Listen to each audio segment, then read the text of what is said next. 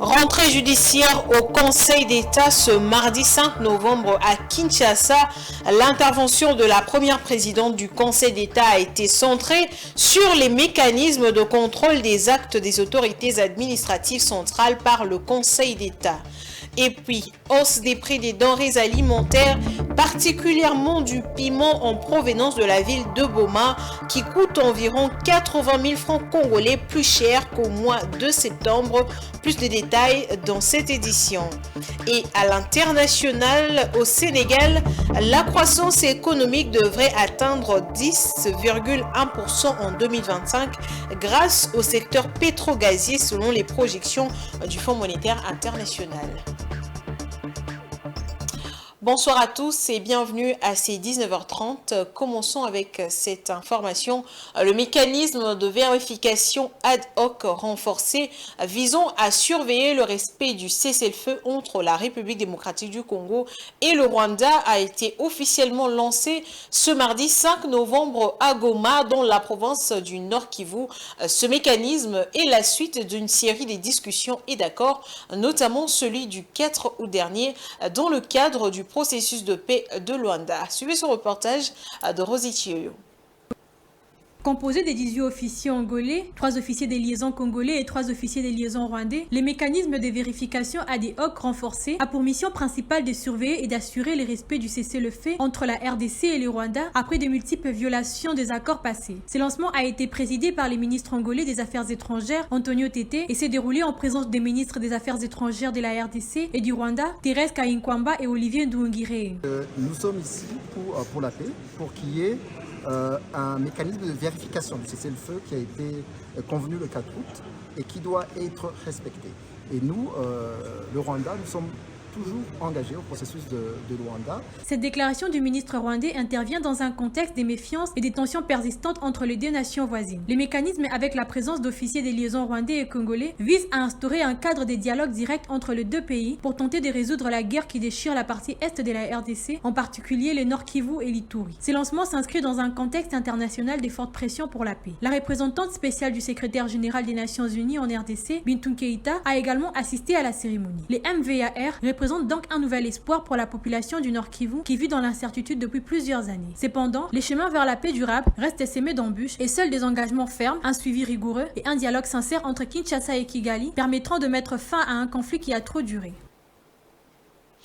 De Goma, rendons-nous à Genève où la diplomatie congolaise a également fait parler d'elle ce mardi 5 novembre. La délégation congolaise a pris la parole lors de l'examen périodique universel devant le Conseil des droits de l'homme des Nations Unies, un exercice de bilan sur les progrès réalisés en matière des droits humains en République démocratique du Congo. Cependant, les échanges ont été marqués par des tensions diplomatiques, notamment avec le Rwanda qui a réagi vivement aux allégations de soutien aux groupes armés dans l'est de la RDC. Pour en savoir plus, nous vous proposons les détails de Domomat.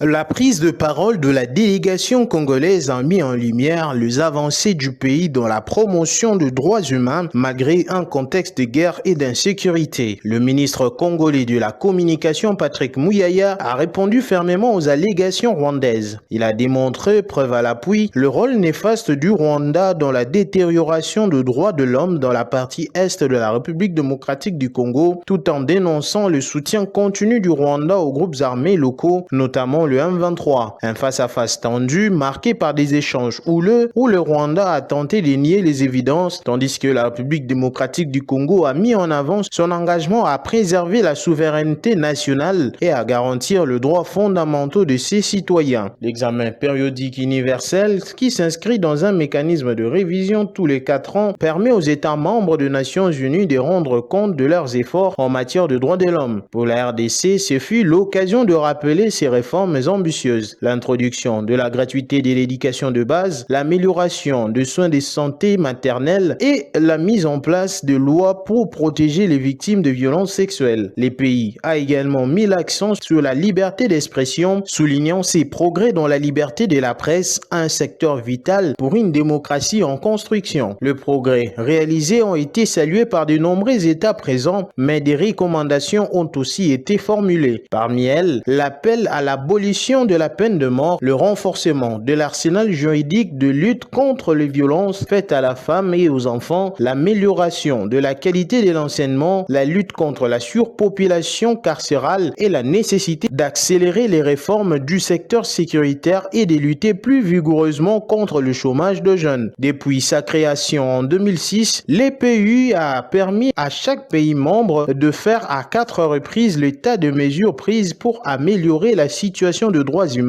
tout en recevant de recommandations pour améliorer encore la situation. Pour la RDC, cet examen a montré un équilibre entre des avancées notables et des défis majeurs, notamment en matière de sécurité, qui continuent de peser lourdement sur le droit de ses citoyens. L'examen périodique universel, en tant que mécanisme de dialogue et de progrès, continue donc de jouer un rôle central dans l'amélioration des conditions de vie et des droits de population à travers le monde.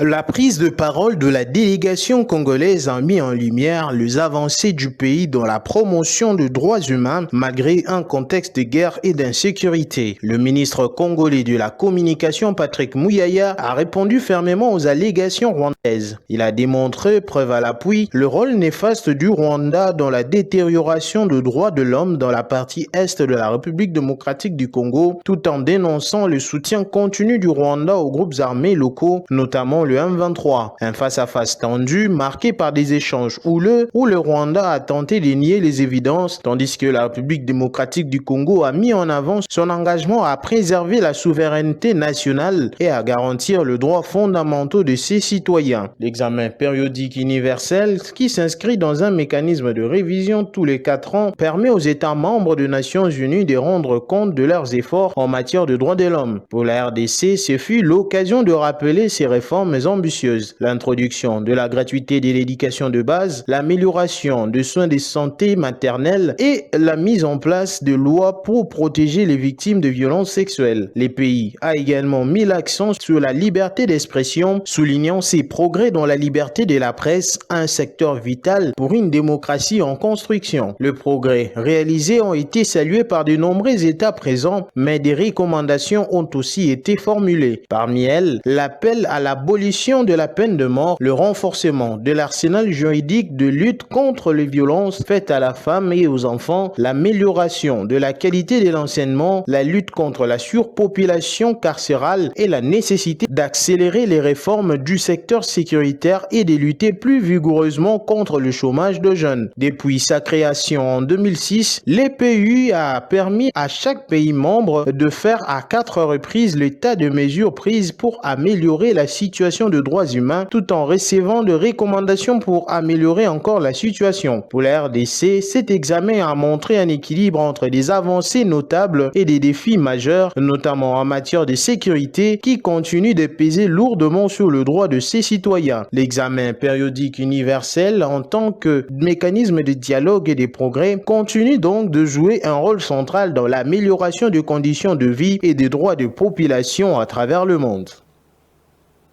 Et à Kinshasa, le Conseil d'État a tenu sa rentrée judiciaire ce mardi 5 novembre à Kinshasa, conformément à l'article 24 alinéa 1er de la loi organique portant organisation et fonctionnement des juridictions de l'ordre administratif. La première présidente du Conseil d'État, Marthe Odieu-Nondé, a centré son intervention sur les mécanismes de contrôle des actes des autorités administratives centrales par le Conseil d'État. Suivez. À l'occasion de l'ouverture solennelle de la rentrée judiciaire, la première présidente du Conseil d'État, Marthe Odieu-Nondé, a axé son discours sur le mécanisme de contrôle des actes des autorités administratives centrales par le Conseil d'État. À travers ces thèmes, elle a présenté un aperçu général des actes administratifs tout en soulignant l'importance du principe d'égalité qui doit également s'appliquer à l'administration. Elle a par ailleurs attiré l'attention des autorités compétentes sur la nécessité d'améliorer les conditions de travail au sein du Conseil d'État, notamment en ce qui concerne les traitements des contentieux électoraux. Le Conseil d'État a réaffirmé sa volonté de collaborer activement avec l'administration afin d'éviter en amont toute forme de désagrément ou défaillance potentielle. Notons que cette cérémonie s'est déroulée en présence de plusieurs autorités, dont le président de la République, Félix Antoine Tshisekedi. Dans un autre domaine, au cours d'une séance de travail qu'elle a présidée lundi 4 novembre 2024 à la primature, la chef du gouvernement a exprimé sa volonté d'établir une franche collaboration avec l'inspection générale des finances IGF, conduite par l'inspecteur général chef de service Jules Alinguete. La première ministre a par ailleurs soutenu l'idée de travailler main dans la main avec l'IGF pour garantir une gestion rigoureuse des finances publiques. L'inspecteur général chef de service de l'IGF fait le point sur cette rencontre. Bon, nous sommes venus voir son Excellence, Madame la Première ministre, chef du gouvernement, pour apporter la contribution de l'inspection générale des finances à l'action gouvernementale dans les volets finances publiques, gestion des établissements et entreprises publiques, ainsi que l'économie nationale en général. Donc nous avions abordé des questions en rapport avec la mobilisation des recettes, la gestion des établissements et entreprises publiques, ainsi que certains problèmes économiques. Bon, nous avons suivi les débats. Nous, en tant qu'Inspection générale des finances, service d'audit placé auprès de l'exécutif, nous avions vu ce que nous devons faire.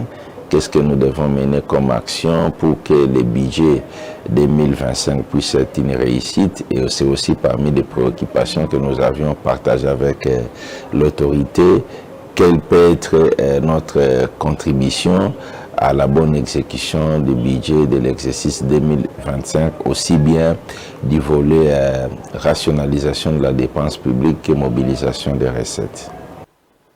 Comment comprendre le débat que suscite la nouvelle loi sur la presse congolaise alors que plusieurs professionnels des médias ont bien accueilli ce texte qui permet à la profession de s'adapter à l'évolution induite par les avancées technologiques? Une voix discordante appelle déjà à la révision de cette loi. Cette voix, c'est celle de Joël Kadendanga, patron du journal Impact News. Selon lui, la loi dite Mouyaya doit être revue et assouplie, notamment en ce qui concerne son régime de sanctions qui a été renforcé, dit-il. Je vous propose de le suivre. Je le dis, c'est au regard de son régime répressif qui est très rigoureux par rapport à celui de 1996.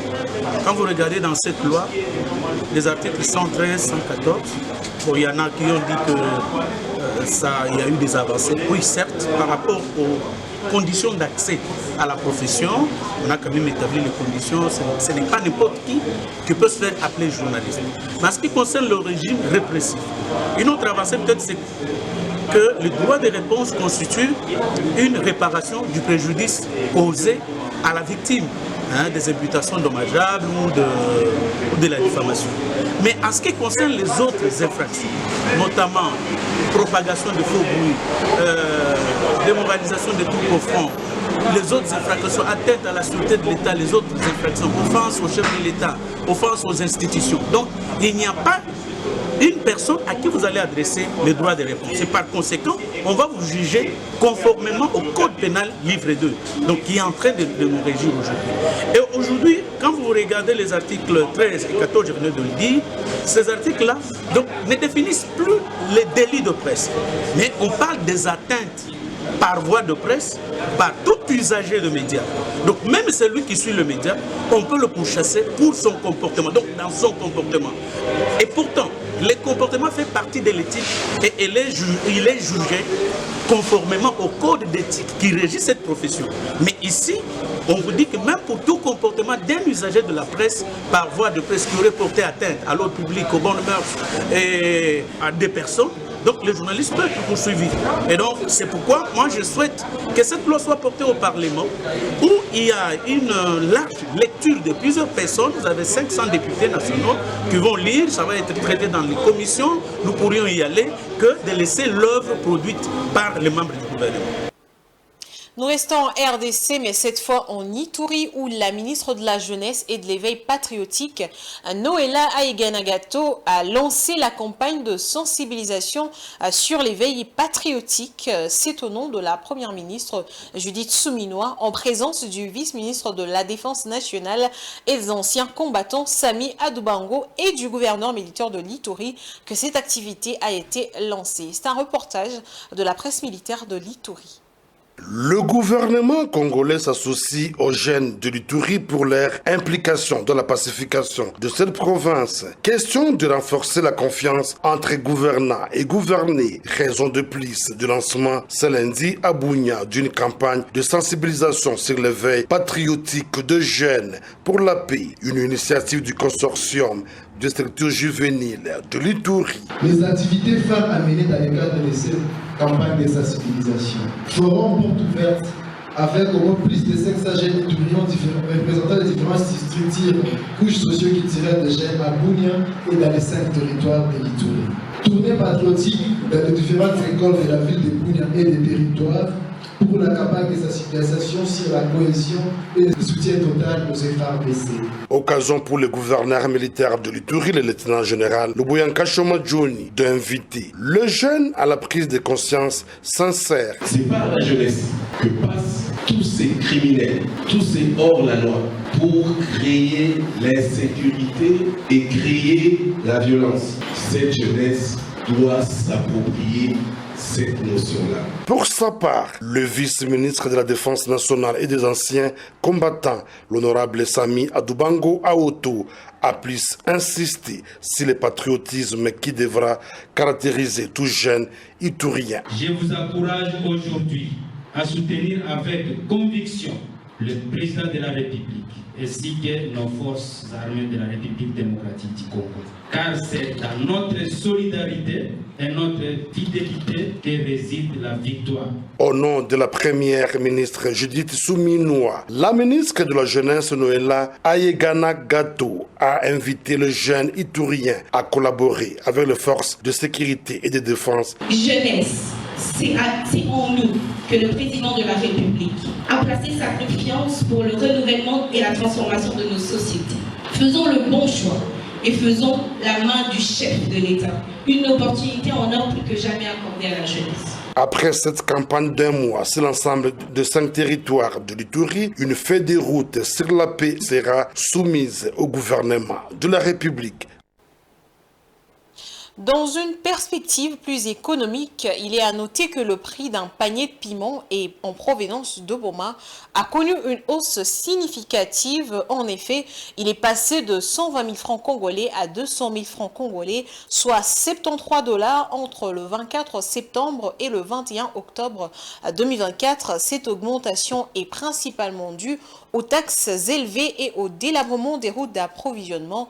Rebecca Mujinga, opératrice économique rencontrée au marché de Gambela dans la commune de Kiasavobu, nous en dit plus dans ce reportage de Francine Mukeba et de Eneka Bamba. Cette hausse des prix affecte également les paniers d'oignons en provenance des Zambie, des Tanzanie et du Bénin qui sont passés de 90 000 francs à 130 000 francs. Par ailleurs, un sac de farine de semoule de 25 kg qui s'est vendu à 45 000 francs coûte aujourd'hui 58 000 francs. Sur la même lancée, un sac de haricots qui s'est vendu à 160 $ est maintenant à 210 $. Un filet d'oignon en provenance de Chine est passé de 30 000 francs à 90 000 francs. Selon les vendeurs rencontrés au marché Gambela, cette augmentation des prix est causée par la taxe foncière, la dépréciation de la monnaie et le délabrement des routes. Cette situation inquiète les revendeurs autant que les consommateurs. On consomme 40 000, 50 000, et on a 100 000. Mais si le lot est commis à 200 000. Mais si la biso bloc, on a dollar et quitta. Dollar et fait quitta. Pour dollar, soit quitter pour baron biloko et battre la camion, bazo tiens mazouti. Bazo consomme biloko à cher et on a bazo matsape baron plus cher. Maman, quand poisson oyo tu vas dans ce moment on a 150, 170. singo nde toloba boye ekoloba 270 ata yo moko tala ndenge matiwa tokoteka ngo ndenge nini tokozwa bénéfice ndenge nini tozokende ndenge nini emati matungulu emati na tanga kala wana oyo eleka tobanda osomba matungulu ba 25 000 ba 35 000 neti lelo tana na somba yango 120 000 différence ya mbongo ebele tooteka bilo tozwa bénéfice te soko okuti lelo 120 000 lobi oteki lobi lero okende okeye kokuta yango ekomi prix ebele esu ndenge osombaki kasi kozi moto akolandela bapia oyo aza te moto akolandela bapia oyo osombai na kombe otya boye aza te neti omoi biloko soki mboka na biso ezalaki bien mbele biloko ezoyelaka na nzela na biso nde eya pa baninga ya biso siko bataxe eleki ebele. Pour s'attaquer au problème de la hausse des prix des denrées alimentaires en RDC, il est nécessaire de mettre en place un ensemble complet d'interventions politiques.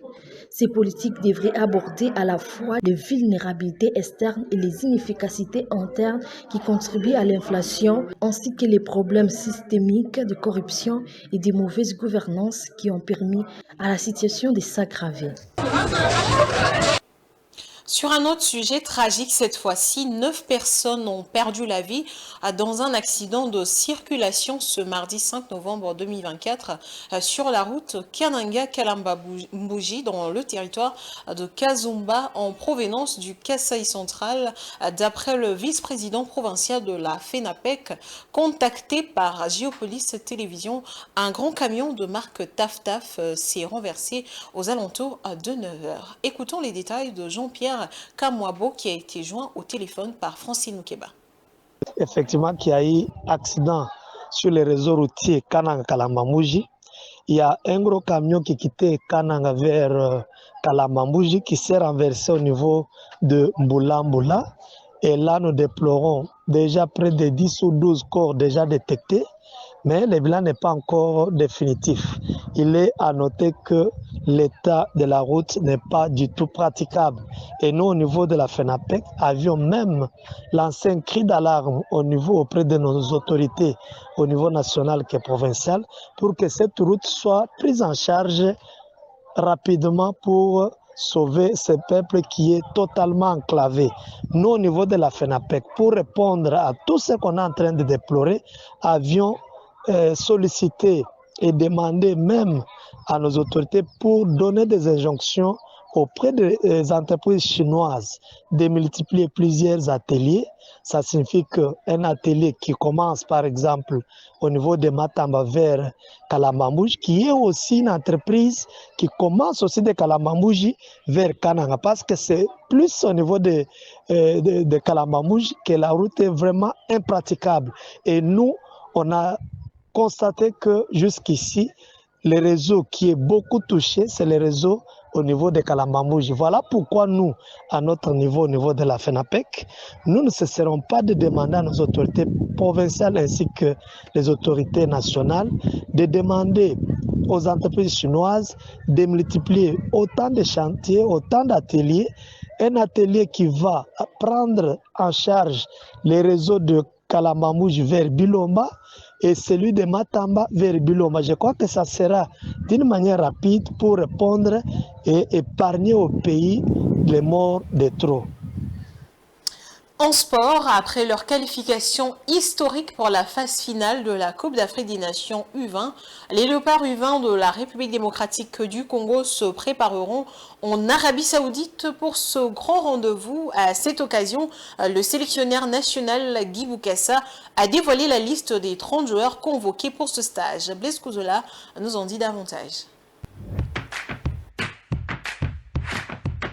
Le sélectionneur national Guy Boukassa a dévoilé une liste de 30 joueurs qui participeront à un stage en Arabie Saoudite. Ces rassemblements s'inscrivent dans le cadre d'une préparation en vue de la CAN U20 qui se déroulera au Libéria en 2025. Gardien de but, Toutou Ryan de Strasbourg en France Ochudi Ikie du CS Don Bosco, Bopaka Johan du FC Mulhouse en France, défenseur, Mabete Philosophé de Wolverhampton en Angleterre, Kalonji Dieu Céleste RDC, Saloumou Cédric Dauphin Noir RDC, Dienena Christivi Louvain Belgique, Mukandila David Don Bosco RDC, Wilangui David DSMP RDC, Chilanda Daniel Union Saint-Gilloise Belgique, Vangui Dylan Meds France, Shindani Gabriel Les Aigles du Congo RDC. Milieu de terrain, Makoko Kevin Vec Club RDC, Matuka Laberdi DSMP RDC, Lukombe Dieu Oudjana RDC, Courtens Nolan Antwerp Belgique, Aoka Jules Normand RDC, Efoué Frédéric Toulouse France, Makosi Esdras Les Aigles du Congo RDC, Mubundu Messi Amiens France, Idumbo Eugène Les Aigles du Congo RDC. Attaquant, Tandalukisa Daniel Sampdoria Italie, Ebo Mawiner Oudjana RDC, Matobo Ibrahim FC Les Aigles du Congo RDC, Talassi Tony Ange Vert RDC, Kayombo Axel Stade Lausanne Suisse, Mboko Johan Lecce Italie, Loufuiko Isaac Stade Malherbe de Caen France, Issa Chabani Bin Kouya RDC et Bongeli Faverdi TP Mazembe RDC. Pour optimiser la préparation des Léopards U20, 2 matchs amicaux sont programmés contre l'équipe saoudienne le 16 et le 19 novembre à Jeddah. Rappelons que les Léopards U20 font leur retour à la CAN 13 ans après leur dernière participation. Cette qualification a été obtenue grâce à leur victoire contre le Cameroun en demi-finale du tournoi de l'UNIFAC qui servait également de barrage pour la CAN Liberia 2025. Le jeune Congolais avait remporté la compétition en battant le Congo-Brazzaville 2-1 en finale le 4 octobre dernier au stade Massamba Deba de Brazzaville. Madame, Messieurs, à présent, nous allons faire place à la page internationale.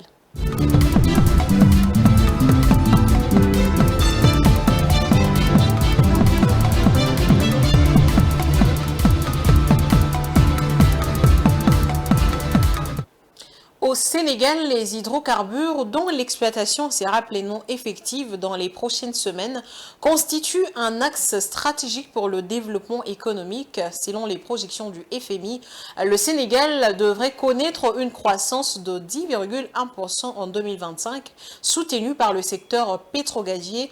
Les explications de Blaise Kouzola. Cette projection représente une évolution par rapport à la prévision de croissance pour 2024, initialement estimée à 8,3%. En mai, le FMI avait révisé cette prévision à la baisse à 7,1% en raison de l'incertitude liée à l'élection présidentielle de mars et au retard dans la production de gaz.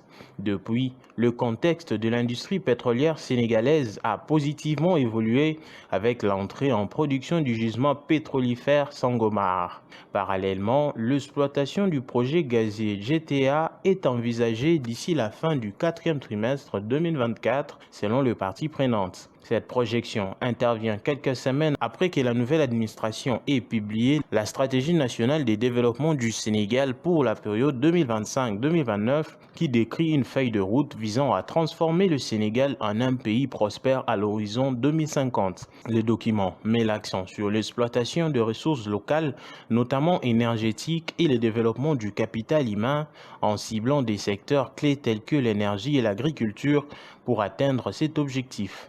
Dans l'ensemble, ces évolutions sont soutenues par une politique de réforme et d'amélioration de l'environnement des affaires au Sénégal, marquée entre autres par la création d'une commission d'examen des contrats pétroliers et gaziers. Et en ce qui concerne la transformation numérique, les Nations Unies considèrent désormais Internet comme un service essentiel au même titre que l'électricité et l'eau potable. Dans ce contexte, garantir l'accès à Internet est devenu indispensable, en particulier en Afrique. Francine Moukeba. La réduction du déficit d'utilisation de l'Internet mobile pourrait générer 350 milliards de dollars supplémentaires pour les produits intérieurs bruts mondiaux entre 2023 et 2030. En Afrique subsaharienne, les gains potentiels s'élèvent à 795 milliards de dollars. La région est ainsi la 3e au monde avec la plus forte estimation de revenus additionnels après l'Asie du Sud et l'Asie de l'Ouest et du Pacifique. Ces potentiels financiers mettent en lumière l'impératif économique de connecter les populations jusqu'à présent non connectées dans cette partie du monde qui affiche les plus grands écarts d'utilisation de l'Internet mobile. Actuellement, l'Afrique subsaharienne dispose d'un taux de couverture mobile relativement élevé. Bien qu'il soit inférieur à celui des autres régions du monde, il atteint tout de même 87%. Cependant, cette couverture n'est exploitée que par 27% de la population de la région, laissant un écart d'utilisation de 60%. Autrement dit, 6 personnes sur 10 pourraient utiliser l'Internet mobile, mais ne le font pas. Plusieurs obstacles expliquent cette situation, nécessitant une attention accrue des acteurs du secteur. L'écart d'usage entre les sexes constitue également un défi majeur. En Afrique subsaharienne, les femmes sont 32% moins susceptibles d'utiliser l'Internet mobile que les hommes, bien qu'une légère amélioration ait été constatée par rapport à l'année précédente, 36%. Ces fossés demeurent proches du niveau de 2017, 34%. L'Afrique subsaharienne et l'Asie du Sud affichent le plus fort écart entre les sexes en matière d'accès à l'Internet mobile. Les coûts d'un appareil d'entrée de gamme représentent en moyenne 24% du revenu mensuel des femmes contre 12% pour les hommes. Les différences de revenus et d'emploi, ainsi que les normes sociales et les pressions familiales freinent davantage l'accès des femmes à l'Internet mobile. L'Internet mobile constitue un levier crucial de croissance économique, en particulier dans les pays à revenus faibles ou intermédiaires, où il est souvent le principal, voire l'unique, moyen d'accès à l'Internet. Des études montrent qu'une augmentation de 10% de la pénétration du haut défi mobile peut entraîner une croissance de 1,0 à 2,5% du PIB. Lisons à présent quelques parutions de ce mardi avec Rachel Misenga.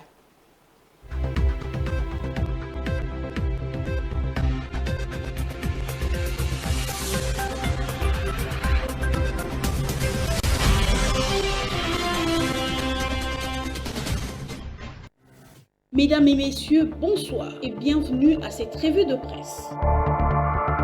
Nous ouvrons ce journal avec une alerte inquiétante de l'ACP. Selon le coordonnateur humanitaire des Nations Unies, plus de 20 millions de Congolais sont en situation d'insécurité alimentaire aiguë. Lors de la 17e réunion de l'équipe multidisciplinaire de la FAO en Afrique centrale, à Kinshasa, Bruno Lemarquis, coordonnateur humanitaire du système des Nations Unies, a souligné que, bien que la RDC dispose d'un immense potentiel agricole, 25,6 millions de Congolais vivent dans une insécurité alimentaire grave. Il a mis en lumière les causes de cette situation, notamment les conflits armés qui ravagent certaines régions depuis des décennies, la destruction des infrastructures et les déplacements massifs de population avec plus de 6 millions de déplacés internes. En réponse à cette crise, la première ministre Judith Suminwa a réaffirmé, selon que le rapporte la référence plus, l'engagement de son gouvernement à lutter contre la faim et à renforcer la résilience des populations vulnérables. Elle a déclaré que l'agriculture et l'agroalimentaire sont au cœur de la stratégie du gouvernement pour promouvoir un développement durable. La RDC, avec ses vastes terres arables et ses ressources naturelles exceptionnelles, dont la biodiversité, est bien positionnée pour transformer son secteur agroalimentaire. La première ministre a précisé que le gouvernement congolais mise sur la diversification économique et la formation de jeunes pour relever les défis agricoles, de la pêche, de l'élevage et du développement rural. Le même jour, écrit Forum de ZAS, Judith Suminwa a présidé une séance de travail avec l'inspection générale de finances dirigée par Jules Alinguete. L'objectif était de renforcer la contribution de l'UGF à la gestion des finances publiques et des entreprises publiques. Alinguete a souligné l'importance de l'IGF pour assurer une bonne exécution du budget 2025, notamment à travers l'optimisation des dépenses publiques et la mobilisation des recettes. Par ailleurs, la question de la révision constitutionnelle reste au centre du débat. Selon Info 27, les professeurs Noël Tchani proposent 16 réformes pour redéfinir les règles de l'État. Sa proposition inclut la suppression de certaines institutions jugées coûteuses, comme les Sénats, la réduction du nombre de partis politiques à 4, l'adoption de l'anglais comme seconde langue officielle et la mise en place d'une loi interdisant les tribalismes. Tchani estime que ces réformes sont cruciales pour protéger la souveraineté de la RDC et assurer la stabilité du pays, notamment face à l'infiltration étrangère qu'il accuse d'affaiblir l'État. Changeons de chapitre avec la prospérité pour parler de la justice. Le ministre d'État en charge de la justice, Constant Moutamba, a confirmé la tenue des États généraux de la justice à Kinshasa du 6 au 13 novembre 2024. Plus de 3500 participants venus de toutes les provinces du pays sont attendus à ces assises qui seront ouvertes de manière solennelle par le président de la République, Félix Antoine Tshisekedi. Ces travaux visent à renforcer les secteurs de la justice et à améliorer son fonctionnement. C'est ainsi que se termine cette revue de presse. Merci de votre attention et à la prochaine édition.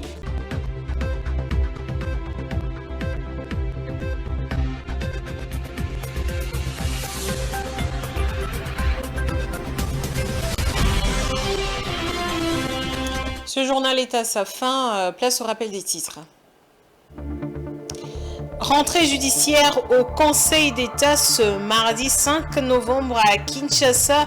L'intervention de la première présidente du Conseil d'État a été centrée sur les mécanismes de contrôle des actes des autorités administratives centrales par les conseils d'État et puis hausse des prix des denrées alimentaires, particulièrement du piment en provenance de la ville de Boma qui coûte environ 80 000 francs congolais plus cher qu'au mois de septembre. Vous avez suivi les détails dans ce journal et à l'international. La croissance économique devrait atteindre 10,1% en 2025 grâce au secteur pétro-gazier selon les projections du Fonds monétaire international. Ce journal est complètement terminé. Madame, Messieurs, merci de votre aimable attention. Je vous souhaite bonne soirée et bonne suite de programme sur votre chaîne Géopolis Télévision. Au revoir.